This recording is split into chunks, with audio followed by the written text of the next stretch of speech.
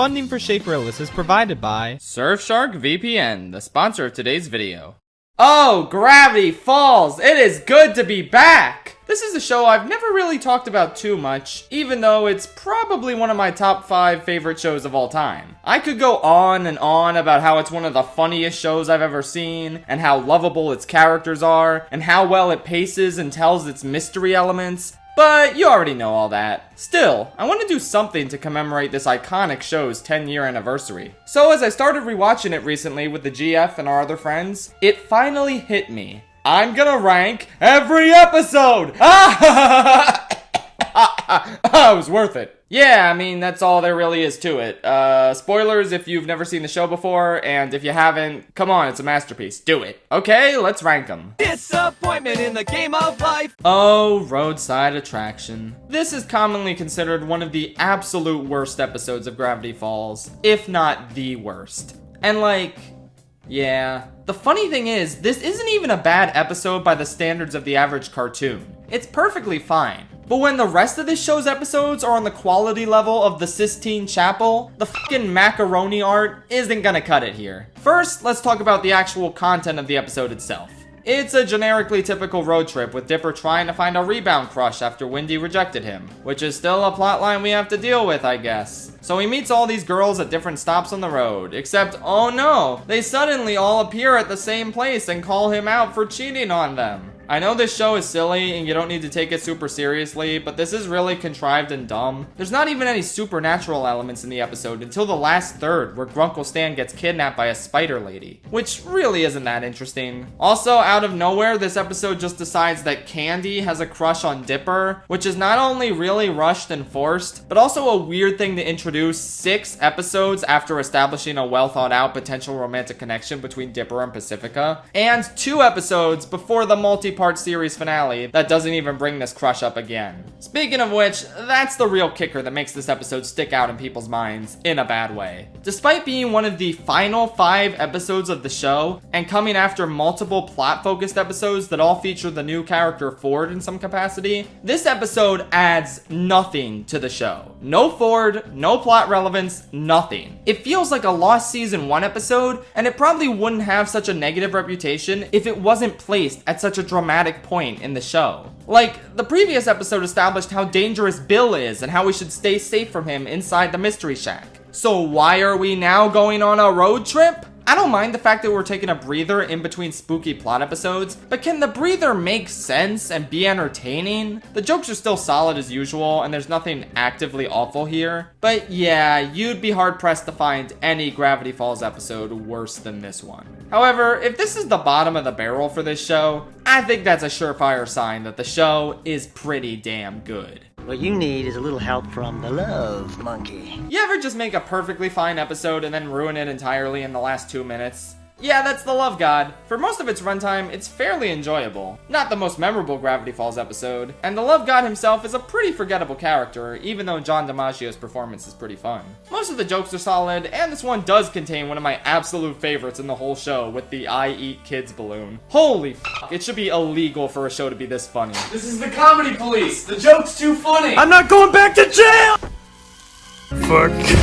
But then, after Mabel spent the entire episode dealing with the social consequences of forcing Robbie and Tambry to fall in love against their will, she decided that maybe they should just keep them under the spell of the love potion.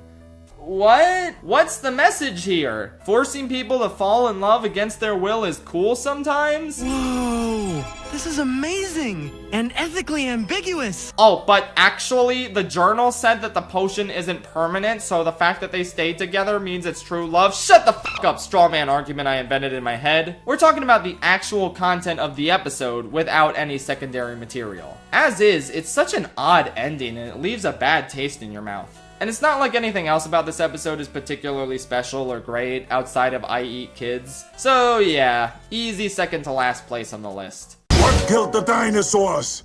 Guys, age! Lands Before Swine would have to be my pick for the weakest season 1 episode. Not bad, obviously, but really not all that funny, and there's some bits of characterization here that annoy me. Like, why are we getting a storyline about Dipper being fed up with Soos' clumsiness in episode 18? I feel like at this point they bonded too much for this conflict to really feel justified. If this was one of the first 5 episodes or so where they're still getting to know each other, it would make a lot more sense. But this far into the season, it's really jarring how impatient Dipper is with him. Oh yeah, also there's a liar revealed story with Grunkle Stan. And it's not the worst liar revealed story ever, but obviously you know everything's gonna be fine at the end, so whatever. That's what drags this one down for me, the melodrama of it all. These characters have some really good dramatic conflicts with each other at other points in the show, but in this episode, the negative emotions just feel forced in order to conform to the plot. Still, there's a couple good jokes and epic dinosaur moments, so it's not the worst thing in the world, just kind of weak compared to the other episodes.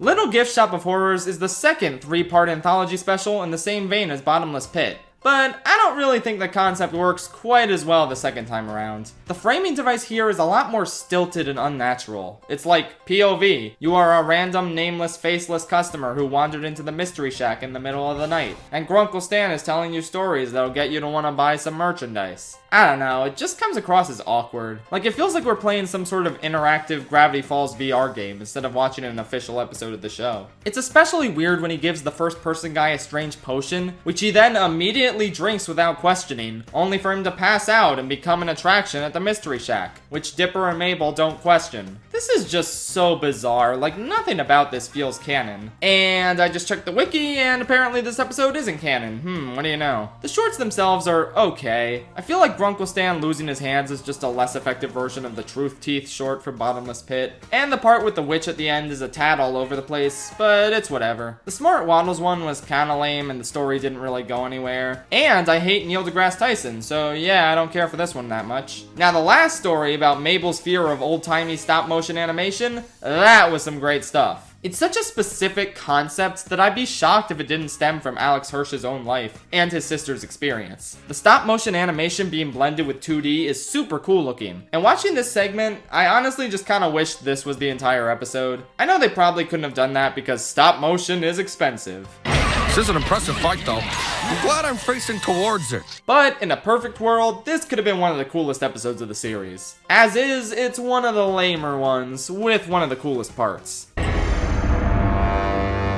Oh, where are we? Did I pick the wrong hand?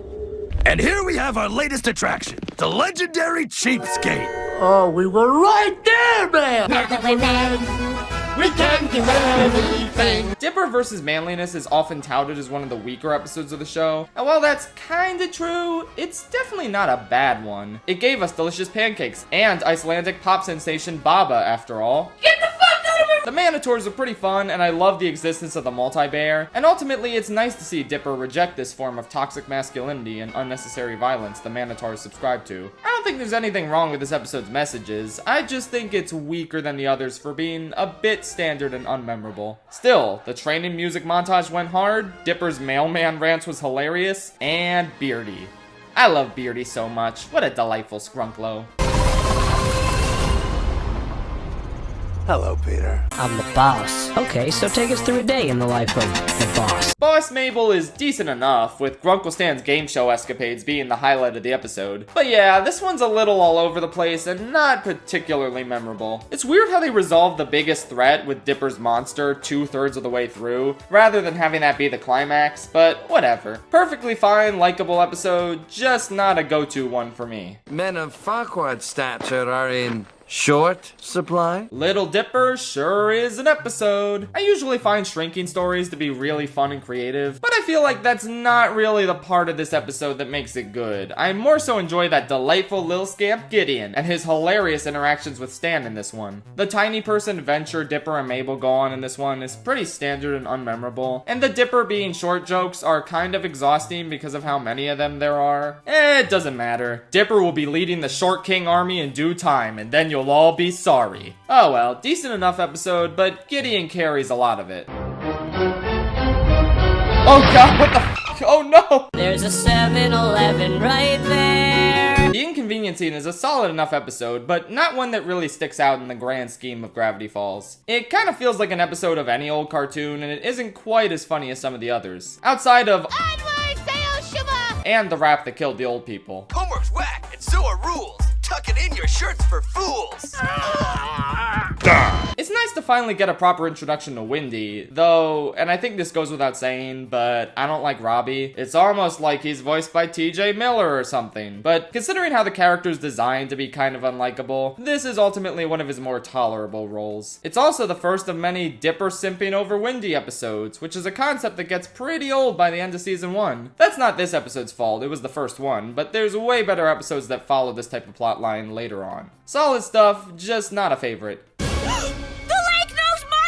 The Legend of the Gobblewonker is a decent episode with some really top-notch jokes, like the disposable camera gag, and of course, but our aim is getting better! A couple of banger moments, but not everything in the episode is super funny, and even though its resolution is delightfully silly, in retrospect it seems a bit contrived. It's cool how they foreshadow McGucket's skill with robotics here, but in the context of this episode, it kinda comes out of nowhere. Also, I legitimately forgot McGucket had a son until I rewatched it. Like, do you remember that? How come he never became relevant after this episode? Especially as McGucket himself became more and more relevant. It's weird, but this is an enjoyable enough episode regardless. Also, Stan's boat in this episode is the Stan-of-War, in case you felt like crying today. Maybe he has no one who loves him, Pop-Pop. I will shoot you with my gun. Not into the pit, it burns! I remember not really caring for Bottomless Pit that much, but I think I just got it mixed up with Little Gift Shop of Horrors. In actuality, this is a much better anthology episode with a really fun framing device and some pretty enjoyable stories. Dipper's voiceover misadventure was hilarious, especially his and the Soos pinball adventure was creative and funny. The Grunkle Stan truth-telling teeth story felt a bit standard, but it was still enjoyable. Overall, a solidly fun collection of shorts. I dig it. Agreed.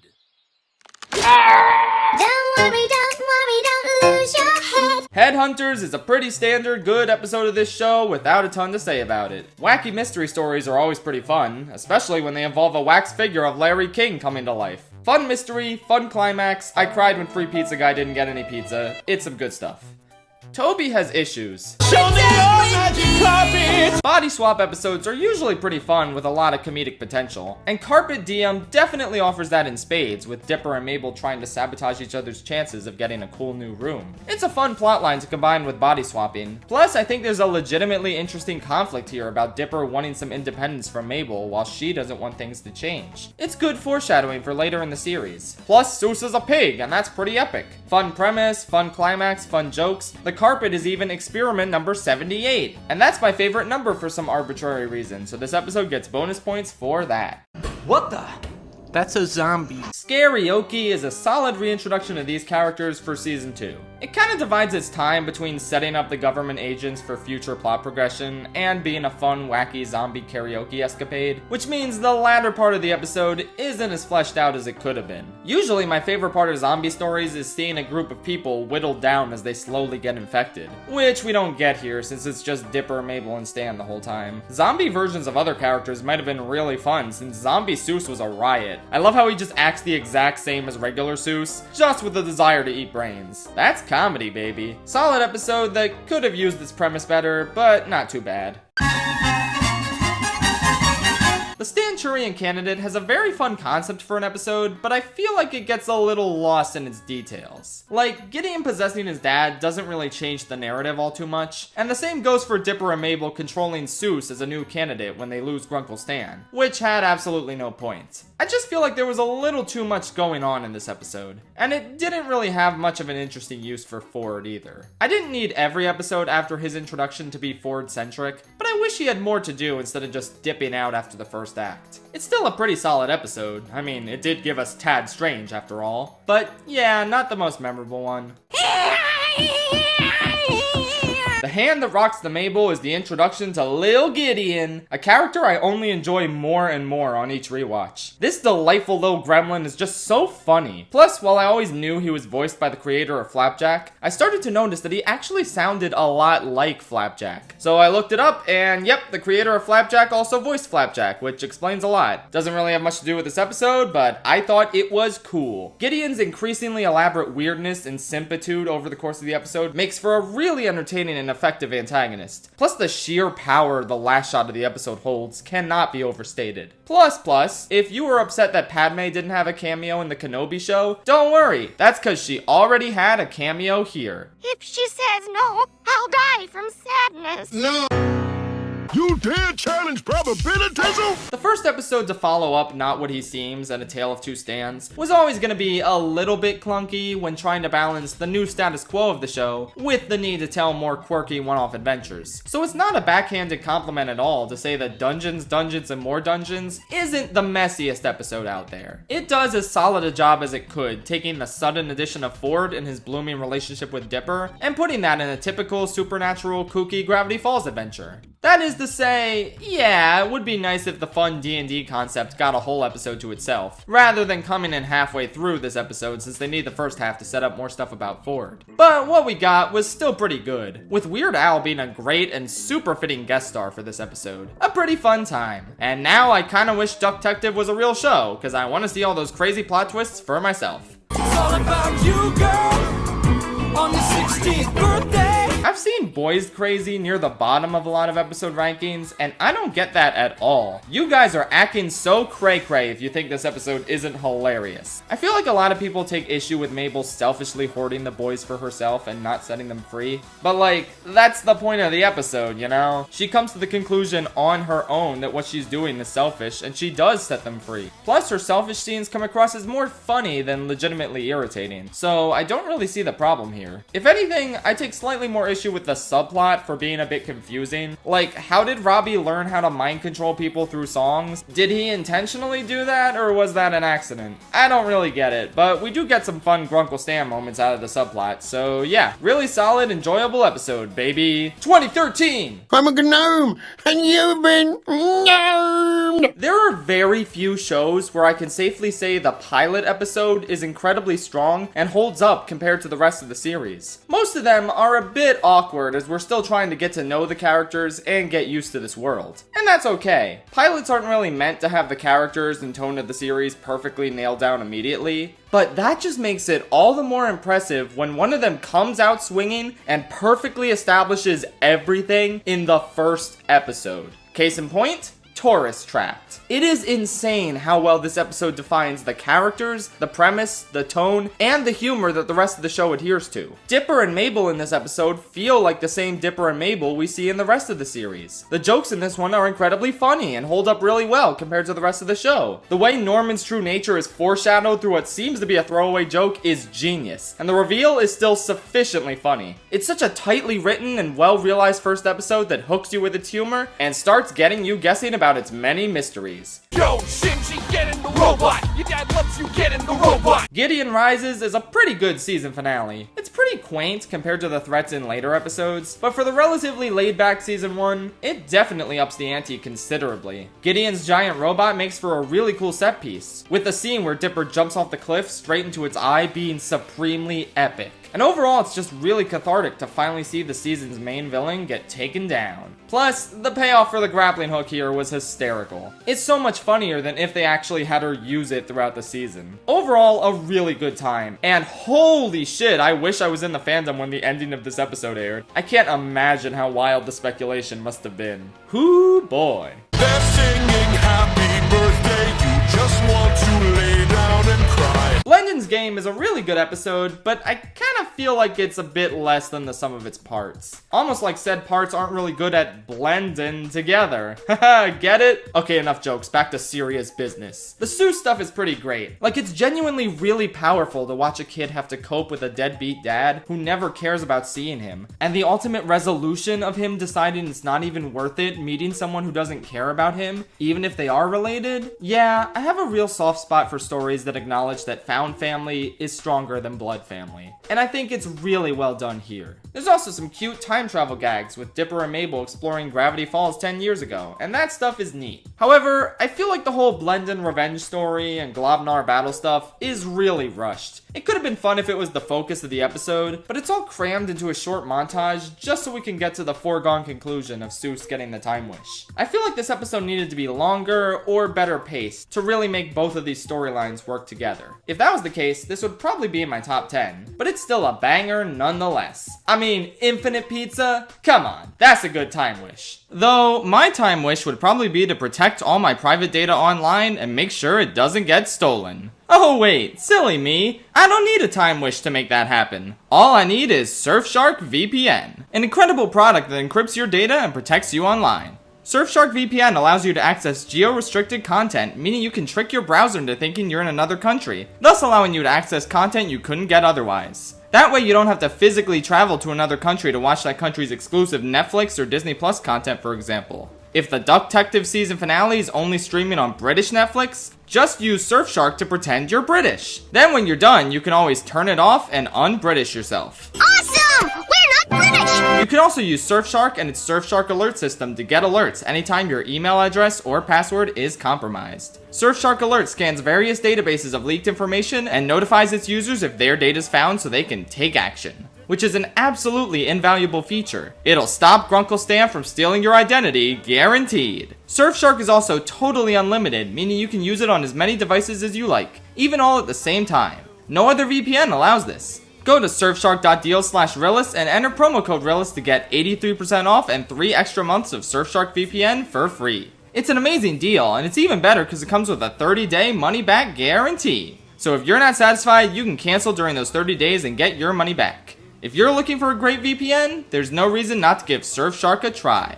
Once again, head to surfshark.deal/Rillis and enter the promo code Rillis. Have a great time with Surfshark VPN. I'm gonna steal the Declaration of Independence. On a conceptual and execution level, I adore Irrational Treasure. It's so fun to have Mabel question her silliness, but ultimately have that silliness come in handy when trying to track down the nation's silliest president. Also, Mabel without a sweater on is absolutely cursed. But yeah, this episode is a blast. Not only is the mystery itself super fun to follow, but Grunkle Stan's frustrations with the old-timey role-playing town are hilarious. Blubs and Durland are delightful as they get closer and closer to dressing up and traveling together over the course of the episode. And of course, Quentin Tremblay. Such an incredibly funny character who tragically never came back. And neither did the president's key that he gave to Dipper. What gives? How did the writers forget that Dipper has the key that opens any lock in America? So I'd like you to have my president's key. This is worthless. Oh well, I'll rant about this more when we get to a later episode, but that's not this episode's fault. It's a banger. Double Dipper is a blast. Not only do we get to meet Candy, Grenda, and Pacifica, who, by the way, does anyone find it weird that Pacifica appears in 3 episodes in a row and then never again for the rest of season 1? Why didn't they space her episodes out? I don't get it. But yeah, not only do we get important character introductions and a fun competition between Mabel and Beta Amity, but this is definitely one of the better Dipper simping for Wendy plotlines in the show. It's pretty cute to see him try and work up the nerve to talk to her, overthinking it with all these crazy steps, before realizing that he should just be himself. Oh yeah, and there's also an Attack of the Clones. The clone stuff is super funny, especially the jokes about how they're all thinking the exact same thing. And it's one of the rare instances of a show saying something is cliche and then actually doing that thing, being pretty humorous and actually working. So yeah, great stuff in this one. Pour one out for Paper Jam Dipper. He was a real one. Goodbye, Henry. The Gulf War is so fun. Not only does it give us the first indication that the show's resident walking one-dimensional bleach blonde valley girl stereotype is potentially redeemable, and not only is the entire concept incredibly creative and funny, but this episode gave us Big Henry. Holy fuck. How did they get away with that? This legitimate on-screen death that plays out dramatically for a full minute, all in service of a joke about the golf ball taking a long time to make it out of the mine and into the hole. Like, what? This is honestly one of my favorite jokes in anything, and one of the best examples of dark humor I've ever seen. I laughed, I cried, it moved me, Bob. Did you know that Matt Braley, creator of Amphibians, Olivia directed this episode and came up with this character and scene? It's almost like Big Henry's friend in this episode was named Polly or something. Suspicious. Anyway, yeah, this is a really good funny episode. Always remember Big Henry. You ever find it weird that the Society of the Blind Eye never went after Dipper, Mabel, and Soos, and they're just allowed to keep all their memories of the whole summer? What's up with that? Anyway, Society of the Blind Eye is really good. I love me an episode with some titillating and genuinely surprising plot information. It's a really great singular mystery-focused episode in a show filled to the brim with intriguing mysteries. And it's wild to see Old Man McGucket get plot relevance and the backstory that actually makes sense of his mastery of robotics. Said backstory is kinda just a weaker version of the Ice Kings from Adventure Time, but it still works pretty well here. It's also nice to have Wendy around for another adventure. Even though the writers are so allergic to giving her interesting character conflicts that the reason she thinks about using the mind eraser gun is to get a song out of her head. It'd be funny how underwritten she is if it wasn't kinda sad. But yeah, cool ass episode in junk. Am I blanching, going blanching? I live up in a mansion. Halloween? In January? What a great idea! Gravity Falls and Halloween are a match made in heaven, which is why I'm so glad they wrote around the whole Halloween isn't a summer holiday bullshit the media keeps feeding us. It's all lies. Halloween is a summer thing. Every day can be Halloween. Accept it, you cowards, and then you will finally know inner peace. Anyway, yes, Summerween is a great episode, and you know that already. Funny jokes, a super creative villain, a nice little arc for Dipper, Gordy gets eaten alive and traumatized. What more could you ask for? Maybe a few more scares, I guess. For being the Halloween episode, this pales in comparison to some of the legitimately horrific shit this show gets away with in season 2. But it's still great.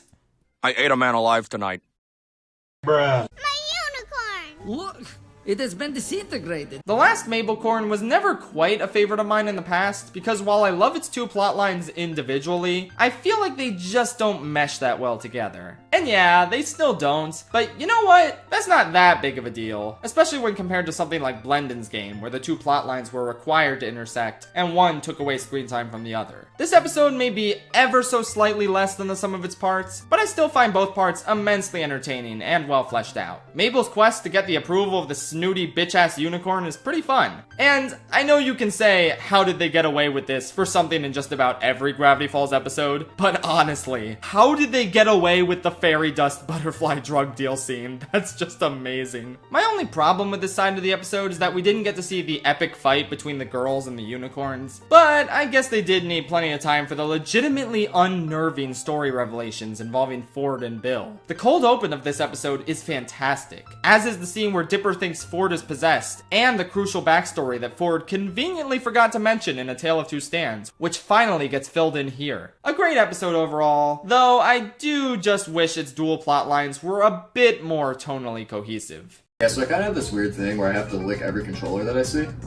Donkey Kong! I really like Fight Fighters. It's fun as shit. The parodies to Street Fighter, Donkey Kong, Pac-Man, there might have been a Gex character in there, I don't remember. These are all super fun. You can tell all the jokes involving Rumble McSkirmish and the silly gaming-isms associated with him come from a place of passion. In other words, the writers are real-ass gamers, and I'm proud of them for it. As great as this episode is, though, I wouldn't quite call it an all-time favorite. The Dipper and Robbie rivalry really gets on my nerves. Like, it's fine when he's got a cute little crush he's pursuing, but actually trying to compete with Robbie implies that he's got an actual chance with Wendy, which, no. And the Mabel and Grunkle Stan subplot is just really forgettable. They had a better subplot together in Dipper vs. Manliness, which is otherwise a much weaker episode. And it takes a while for the fun video game shenanigans to really get going here, but once they do, they're fucking hilarious. Definitely an iconic episode, for a number of reasons.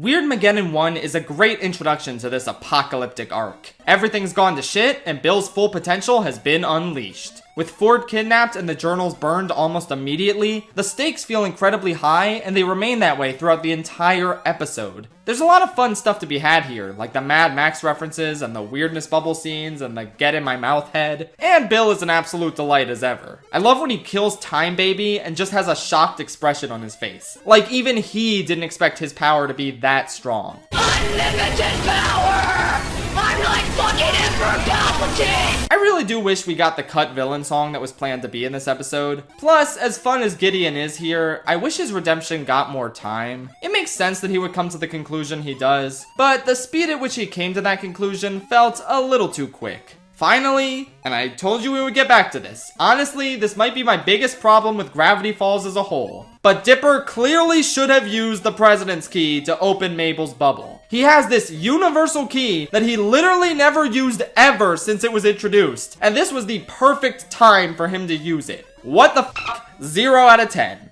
Great episode, though. You turned into a... We're going back in time to the first Thanksgiving to get Waddles off the menu. Okay, so first off, I really love the Time Traveler's Pig. It's a very fun time travel episode with a very unique time machine and the introduction of the very enjoyable side character, Blendin. Get it? Because he blends in. I literally just got that on this rewatch. What the hell is wrong with me? It's got incredibly funny jokes. It serves as a great introduction to Waddles. And overall, I love rewatching it. But actually, I really just want to point out how many solutions there were to Dipper's problem that he just didn't take. First of all, the only thing Mabel needed to do for his perfect throw was lift this one water pipe up. He couldn't have just propped that up with something. Then Mabel would be perfectly free to go get the Waddles even. Or if she really needed to be there to prop the pipe up, why not go back in time a little farther so she can get Waddles sooner and then be there for the pipe? Dipper, my dude, I don't think you fully grasp the limitless potential of time travel. Also, I doubt Mabel was actually banging her head against the totem pole for an entire month. She probably stealthily set that up to guilt Dipper. I'm on to her little scheme.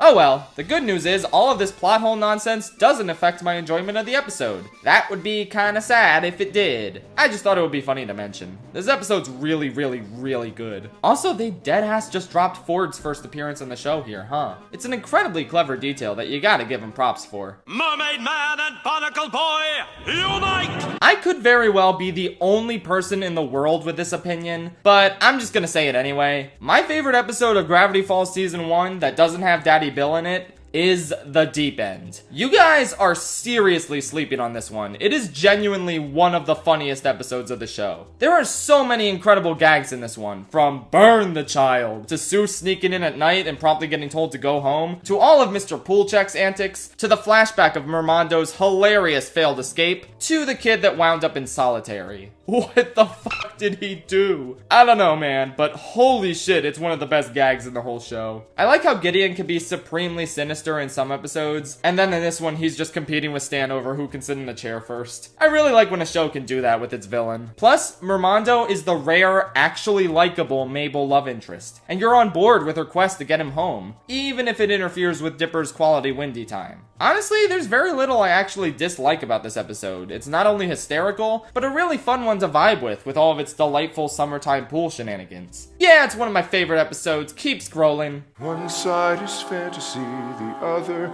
reality. I don't know what the general consensus is on Weirdmageddon 2. I assume to all the Mabel haters, this episode is torture, because it's arguably Mabel at her most selfish. Plus, it's a bright and cheery detour in the middle of this otherwise creepy Weirdmageddon arc. Anyway, I obviously don't think that way. I love Mabel, so obviously I love spending time in her fantasy world where everything's delightfully goofy in spite of the darkness that's hiding under the surface. As for Mabel's selfishness, I honestly think it's perfectly realistic for a 12-year-old to act like this. It's okay that she's not quite as emotionally mature as her brother is. Not that he's the most emotionally mature guy in the world, but I think he exceeds the level that an average 12-year-old would be at. I feel like by comparison, Mabel is more true to her age and more scared of the uncertain future ahead of her in reality. So I totally believe the idea that she thinks this fantasy realm is the best place for everyone. More than anything, I think the emotional resolution between Dipper and Mabel is incredibly strong here. They need to fix things between them before dealing with Bill, and I'm so glad we got a whole episode dedicated to that. It's a rare instance of the whole main characters breaking apart and then coming together before the climax thing that really works, mainly because of how genuine both the conflict and the resolution feel. And besides, this episode has Zyler and Kraz and the introduction of Dippy Fresh, who's the coolest character ever, and you guys are just jealous.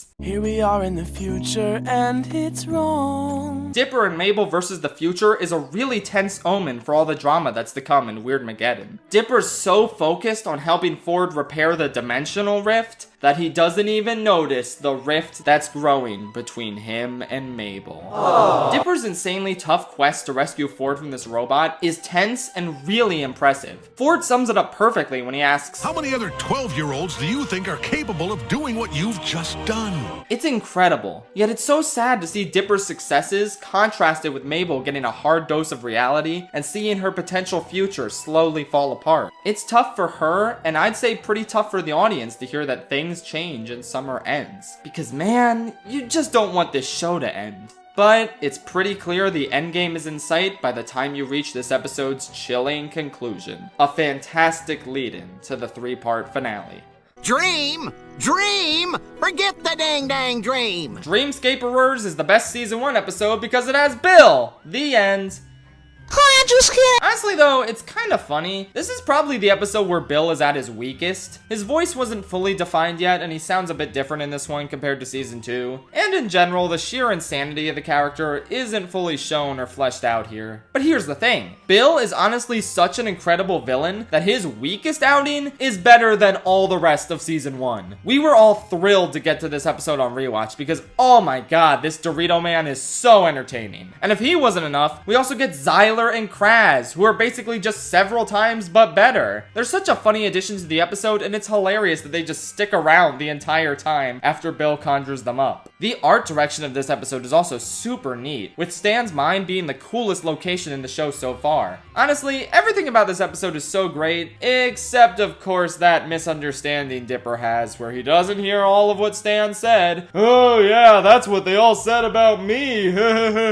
Come on, the show's better than that. Tiny little blemish on what's otherwise a supremely entertaining episode. Oh, hello. Who's quack for sticking the pudding? British? Bunker. Into the Bunker is the first episode of the show to give us some truly horrific shit. And it's so welcome. Between some of the delightfully disturbing designs that the creature morphs into, as well as Dipper ramming an axe into shapeshifter Wendy's stomach, good luck sleeping tonight. Not only is it awesome to see the alarming imagery ramped up, since, you know, fuck them kids, but this episode provides a really intriguing mystery where you think for a second they've actually found the author, only for his true identity to swoop in and ruin all that. And I am so grateful for the fact that this episode resolved the Dipper-Wendy crush plotline, rather than keeping it going for the rest of the show. It's really sweet to see them finally have a heart-to-heart about it, and see Dipper come to terms with the fact that they're just great friends. Wendy in general was a great addition to the gang in this episode, and I really wish the show used her more.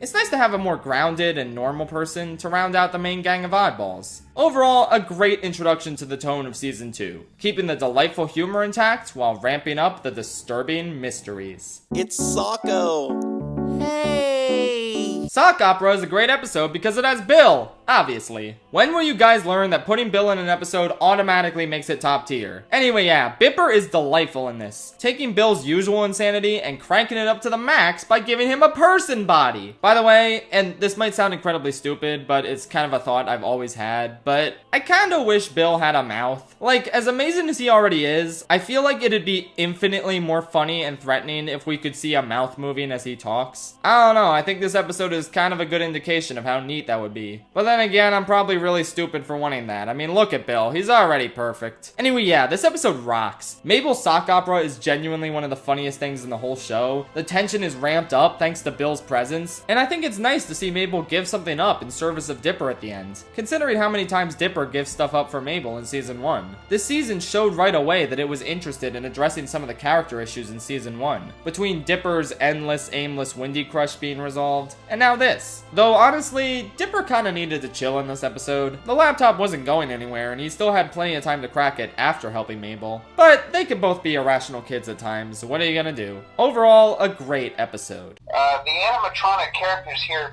do get a bit quirky at night. Soos and the Real Girl is good because it managed to predict both Doki Doki Literature Club and Five Nights at Freddy's. Well, I mean, technically this episode aired a month after the first FNAF game came out, but it was definitely being written and storyboarded before FNAF was unleashed upon the world, so it still counts. In addition to how neat this episode is in the context of modern internet culture, it's just incredibly fun with a great premise and hilarious jokes, all in service of strengthening a character that definitely should have had his his own episode by now, Soos. It's so nice to see Soos meet a like-minded person he can connect with. And I really wish they used Melody in the rest of the season more. The parody of dating sims is also top-notch and hysterical. And Giffany is such a delightfully entertaining yet sinister antagonist. The way she appears on various screens and the overall pixely animation surrounding her is so cool. And she's an incredibly memorable character despite only appearing in this episode. There's also too many great jokes to count in this one, but I think my favorite is when Soos says that Dipper and Mabel will protect Melody, and she responds with, Soos, these are children. Like, oh yeah, we keep forgetting how weird it is that 12-year-olds are so capable in a fight. That's funny. Overall, an absolutely top tier episode that I love rewatching again and again. I know you won't disappoint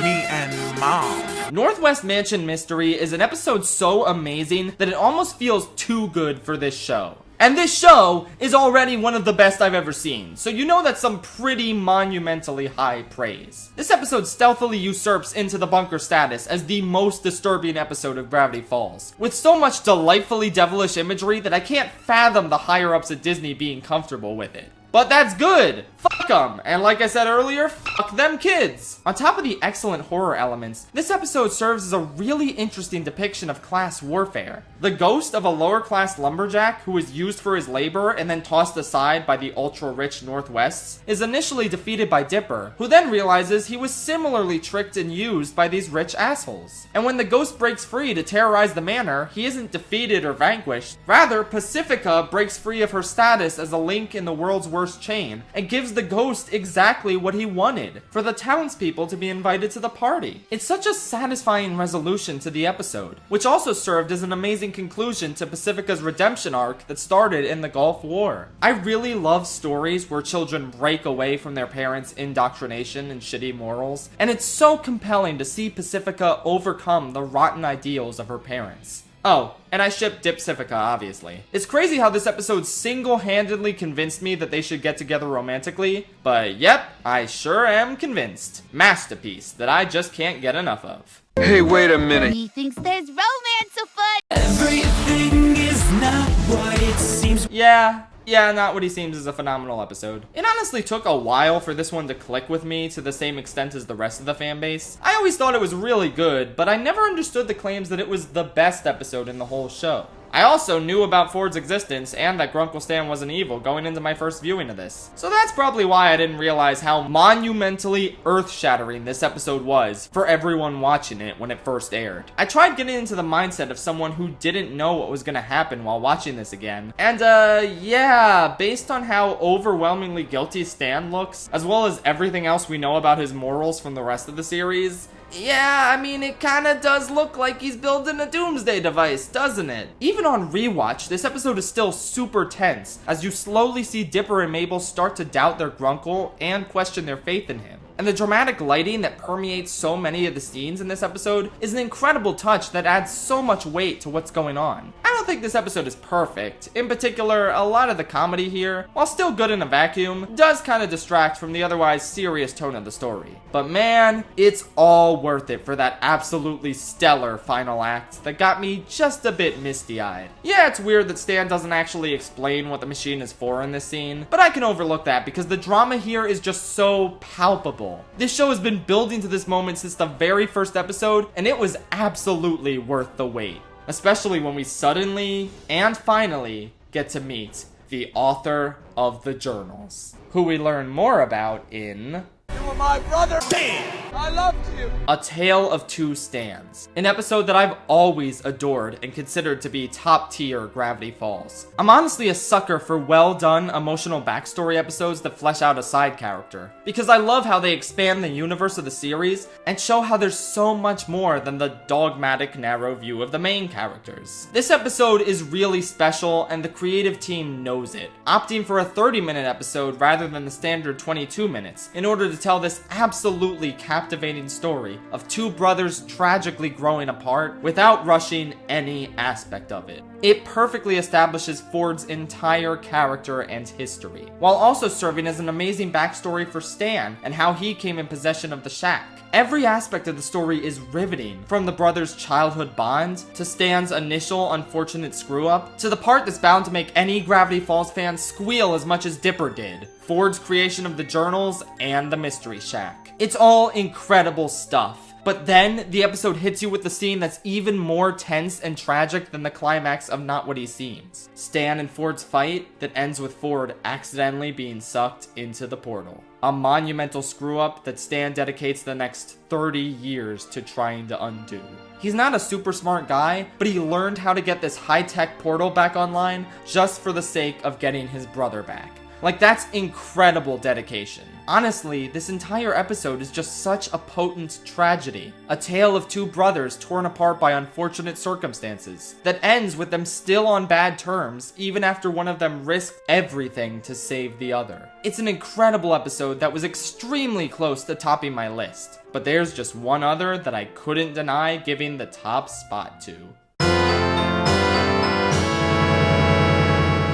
Weirdmageddon 3. Take Back the Falls. Disney Plus lists this as 2 different episodes for some reason, but that's bullshit and we all know the truth. This is the enthralling, exciting, double-length finale that the whole series has been building towards. I'll admit that it's not flawless. In particular, I really think Grunkle Stan either shouldn't have gotten his memory back, or it should have taken a lot longer than just a week. Oh, but actually, the tie-in book says your memory can come back if you're quickly reminded of things. Shut up! Put that in the episode or it doesn't count. Yeah, I mean, there's that, and Stan probably should have been more reasonable when they were trying to get the Zodiac to work. And then, like, that's it. That's all my problems. Everything else about this episode is just phenomenal. Cock and ball torture! Bill is more dangerous, unhinged, and entertaining than ever. And the gang's quest to defeat him with the Shacktron is just so cool. I love it when all the characters you've grown attached to over the course of a series band together in the finale to fight the main villain. And this is a perfect example of that. McGucket even learns about anime. I mean, what more could you ask for? Not only is the climactic fight and eventual defeat of Bill so strong, but the way this episode concludes each character's storylines is just so powerful. They don't rush through the epilogue at all, and they give each character's ending all the time they deserve.